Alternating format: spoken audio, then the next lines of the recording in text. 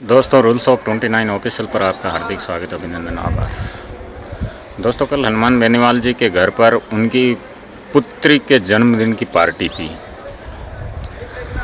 और उस पार्टी में बहुत बड़े बड़े नेता शामिल हुए थे। केंद्रीय मंत्री थे, वो भी पार्टी विशेष के, जैसे भारतीय जनता पार्टी के बड़े बड़े नेता नितिन गडकरी थे और भी बड़े बड़े नेता इस पार्टी में शामिल हुए थे। अब लोगों को ये लग रहा है कि हनुमान बेनीवाल पिछले काफ़ी दिनों से भारतीय जनता पार्टी के नेताओं से नज़दीकियाँ क्यों बढ़ा रहे हैं, क्योंकि हनुमान बेनीवाल भी भली भली जानते हैं कि क्षेत्रीय पार्टियों को बढ़ने के लिए, उन्हें आगे बढ़ने के लिए कहीं न कहीं राष्ट्रीय दल की आवश्यकता पड़ती है।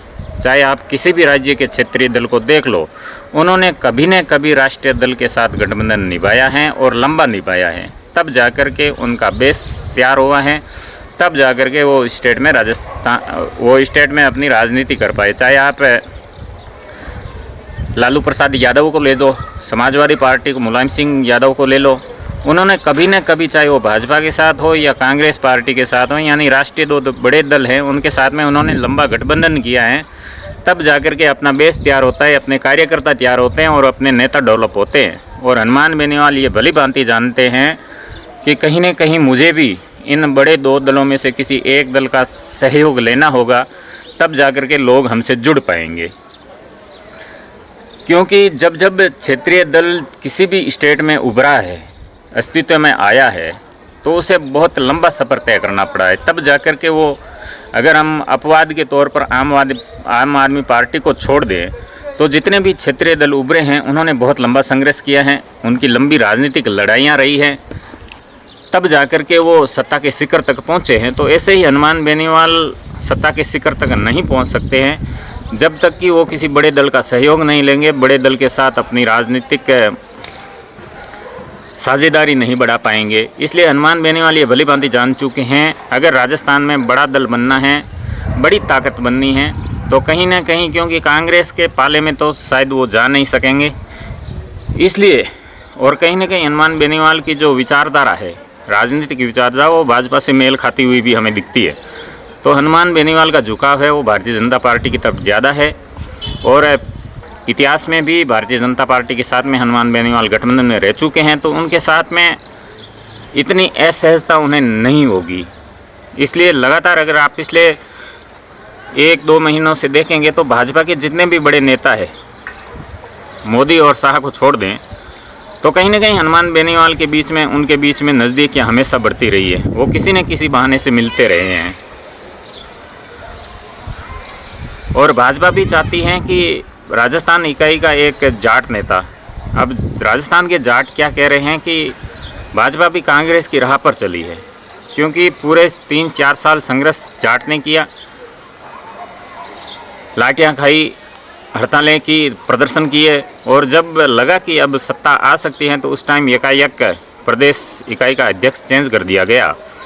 ये जो एक खालीपन हुआ है, जिसे भाजपा ने भरने की थोड़ी बहुत कोशिश की है, सतीश पूनिया को विधानसभा में उपनेता प्रतिपक्ष बना करके, लेकिन जाट इतने से खुश होने वाली कौम है नहीं, ये मार्शल कौम है, इतने भर से खुश होने वाली नहीं है। इसलिए भाजपा को भी लगता है, सबसे बड़ी बात है कि भाजपा को ज़रूरत है अब हनुमान बेनीवाल की, क्योंकि भाजपा को लगता है कि जाट अगर छिटक गए हमारे हाथ से, तो राजस्थान जैसे महत्वपूर्ण राज्य में सत्ता तक पहुंचना बहुत मुश्किल हो जाएगा। क्योंकि जो जितने भी जयपुर में महापंचायती हुई हैं, बड़े बड़े सम्मेलन हुए हैं, चाहे वो ब्राह्मण महापंचायत का सम्मेलन हो, जाट महासम्मेलन हो, या क्षत्रिय जो सम्मेलन हुआ है, या SC/ST का सम्मेलन हुआ है, तो अब भाजपा ने जो बड़े वोट बैंक है, जैसे राजपूत क्षत्रिय एक बड़ा वोट बैंक है, तो उन्हें नेता विपक्ष का जो सबसे बड़ा पद होता है, नेता प्रतिपक्ष का, तो वो पद देकर के क्षत्रियों को खुश करने की भाजपा ने पूरी कोशिश की है। दूसरी ओर ब्राह्मणों को खुश करने के लिए भारतीय जनता पार्टी ने CP जोशी जैसे नए नवेले सांसद को राजस्थान जैसे महत्वपूर्ण प्रदेश की बागडोर देकर के उन्हें खुश करने का प्रयास किया है। अब बचता है जाट समाज और SC/ST दलित वर्ग। भाजपा ने जाटों को खुश करने का प्रयास भी किया है, जैसे जगदीप धनखड़ को उन्होंने उपराष्ट्रपति बनाया है, राजस्थान में देखें तो सतीश पूनिया को उन्होंने उप नेता प्रतिपक्ष बनाया है। मारवाड़ से 2-3 जाट केंद्र में मंत्री हैं। फिर भी जाटों के मन में जो टीस है लंबे समय से, उसको निकालने के लिए ये सब कोई पद बड़े मायने नहीं रखते हैं। जाटों को चाहिए बड़ा पद। जाट इन छोटे पदों से मानने वाले हैं नहीं। और जाटों की एकमात्र आस, एकमात्र जो विश्वास और भरोसा है वो हनुमान बेनीवाल है। जाटों को लगता है कि हमारे मन में जो टीस हैं आज़ादी के बाद से, वो टीस, वो सपना कहीं न कहीं हनुमान बेनीवाल पूरा कर सकते हैं। और भारतीय जनता पार्टी को लगता है कि हनुमान बेनीवाल अगर हमारे साथ में आ जाएंगे तो जाट लगभग हमारे साथ में आ जाएंगे और जिससे कि सरकार बनाने में आसानी हो जाएगी।